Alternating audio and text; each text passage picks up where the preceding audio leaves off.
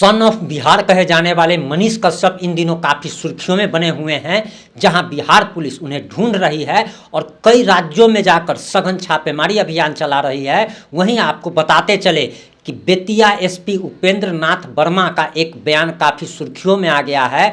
उन्होंने कहा है कि मनीष कश्यप के घर पर कुर्की जब्ती की कार्रवाई होने जा रही है। आपको बताते चले कि उपेंद्र नाथ वर्मा जो कि बेतिया के एसपी हैं, उन्होंने साफ साफ कहा है कि बेतिया पुलिस कोर्ट से अनुमति लेकर कुर्की जब्ती की कार्रवाई मनीष कश्यप के घर पे करने वाली है। सबसे पहले आप उपेंद्र नाथ वर्मा का को बयान सुन लीजिए। सर, यूट्यूबर मनीष कश्यप पर जिले में कितने केस हैं, कितने में चार्जशीटेड है, कितने में वारंट? मनीष कश्यप के ऊपर बेतिया पुलिस जिले में टोटल 7 केस रजिस्टर्ड किए गए हैं। उनमें से 5 केस में वह चार्जशीटेड है और 1 केस में वह अभी जमानत पे मुक्त है और एक जो बचे हुए केस हैं उसमें माननीय न्यायालय से कुर्की के लिए प्रे किया गया है। बहुत जल्द उसका कुर्की मिलने वाला है, उसके बाद हम लोग आगे की कार्रवाई करेंगे। सर, ये मामले कब के हैं? ये 19 से अभी तक के लगातार हैं। सर, इतने दिन तक पुलिस ने उसे क्यों नहीं गिरफ्तार किया? उस संबंध में एक्चुअली लगातार उसके विरुद्ध छापेमारी भी की गई थी और साथ ही साथ माननीय न्यायालय से जो प्रोसेस होता है उसके लिए भी काम किया गया था। जैसा कि आपने बेतिया एसपी को सुना और बेतिया एसपी साफ साफ कह रहे हैं कि बेतिया जिले में मनीष कश्यप सन ऑफ बिहार पे 7 केस दर्ज हैं, जिसमें 5 केस में वे चार्जशीटेड हैं, 1 केस में वे बेल पर बाहर हैं। और बेतिया एसपी से जब ये सवाल किया गया कि जब ये कितना पुराना केस है, तो उन्होंने कहा कि केस 2019 का है। तो अब ये सवाल भी उठ खड़ा होता है बेतिया पुलिस प्रशासन के रवैये पे कि आखिर 2019 से बिहार पुलिस, बेतिया पुलिस क्या कर रही थी और अभी ही सारे केस क्यों खोले जा रहे हैं। इस पर मनीष कश्यप के समर्थकों का कहना है कि सरकार उसे फंसा रही है। लेकिन सवाल ये भी उठता है कि आखिर 2019 का केस अगर है तो उस समय से अभी 2023 चल रहा है और 3-4 सालों में कार्रवाई आखिर क्यों नहीं हुई और अभी ही सारे गड़े हुए मुर्दे क्यों खंगाले जा रहे हैं। आपको बताते चले कि मनीष कश्यप ने तेजस्वी यादव को खुला चैलेंज दिया था और अपने ऊपर तमिलनाडु मामले में उन पर जो एफआईआर हुआ था उसमें उन्होंने साफ साफ कहा था कि एफआईआर कराने में तेजस्वी यादव का पूरा हाथ है। और इसके साथ ही साथ उन्होंने 180 दिन में सरकार गिराने का चैलेंज दे डाला था। अब इसके साथ ही अस्पष्ट सूत्रों के द्वारा ये पता चल रहा है कि मनीष कश्यप पर बीजेपी का हाथ है, तभी मनीष कश्यप बिहार के उप मुख्यमंत्री को चैलेंज दे रहे हैं। यहां तक कि मनीष कश्यप ने साफ साफ ये भी कह दिया था कि पहले मैं जेल जाता हूं या पहले तेजस्वी यादव जेल जाएंगे, ये भी कहना अभी मुश्किल है। आपको बताते चले कि अमित शाह जो कि देश के गृह मंत्री हैं और भाजपा के कद्दावर नेता हैं, पहले राष्ट्रीय अध्यक्ष रह चुके हैं, जब वे बिहार दौरे पर आए थे तो उन्होंने साफ साफ कहा था कि 6 महीने के अंदर महागठबंधन की सरकार गिर जाएगी। और सेम बात मनीष कश्यप ने भी बोली है। और मनीष कश्यप ये कोई छोटी बात नहीं है कि बिहार के उप मुख्यमंत्री, किसी स्टेट के उप मुख्यमंत्री को कोई पत्रकार ऐसे खुलेआम चैलेंज करता हो और इस प्रकार का चैलेंज देना ये साफ साफ दिखाता है कि मनीष कश्यप के ऊपर किसी न किसी बड़ी हस्ती का हाथ जरूर है, जिसके कारण मनीष कश्यप इतना कुछ बोल पा रहे हैं। और ये बात भी है कि आखिर बिहार पुलिस जब कह रही है कि हम कई क्षेत्रों में, कई राज्यों में जाकर के उसको तलाश रहे हैं, तो आखिर मनीष कश्यप अभी तक कानून की गिरफ्त से बाहर हैं। तो इसका साफ साफ मतलब निकल रहा है कि मनीष कश्यप के ऊपर किसी न किसी बड़ी हस्ती का हाथ है। और बताया जा रहा है कि मनीष कश्यप के ऊपर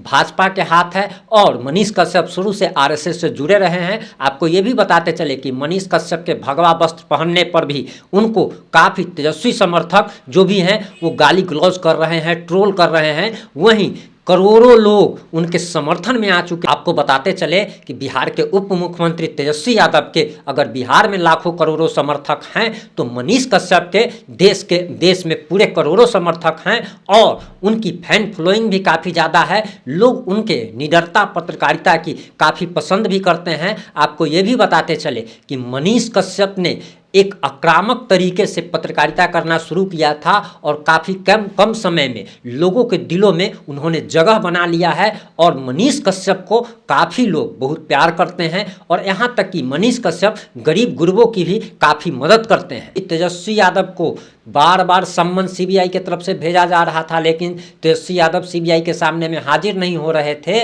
लेकिन इसके खिलाफ तेजस्वी यादव दिल्ली हाईकोर्ट का उन्होंने रुख किया और उन्होंने सीबीआई पर परेशान करने का कोर्ट में आरोप लगाया और याचिका जो दायर की थी उसमें उन्होंने साफ साफ कहा कि जिस समय उनके नाम पर यह संपत्ति बताई जा रही है उस समय वे नाबालिग थे। इसके बाद कोर्ट ने अपना फैसला सुनाते हुए तेजस्वी यादव को आदेश दिया कि आप हर हाल में 25 मार्च को सीबीआई के सामने पेश होइए। हालांकि 25 मार्च तक गिरफ्तारी की तलवार जो तेजस्वी यादव पर लटक रही थी वो दूर हो चुकी है, लेकिन यह अंदेशा जताया जा रहा है और ये डर पूरे लालू परिवार को, तेजस्वी यादव और उनके समर्थकों को भी है कि अगर 25 मार्च को अगर तेजस्वी यादव सीबीआई के सामने में पेश होते हैं और बताया जा रहा है कि अगर वो सहयोग अगर नहीं करते हैं सीबीआई के साथ पूछताछ में तो तेजस्वी यादव की मनीष सिसोदिया की तरह गिरफ्तारी भी हो सकती है। आपको बताते चले कि दिल्ली के उप मुख्यमंत्री सह शिक्षा मंत्री मनीष सिसोदिया जब सीबीआई के साथ पूछताछ में सहयोग नहीं कर रहे थे तो उनको गिरफ्तार कर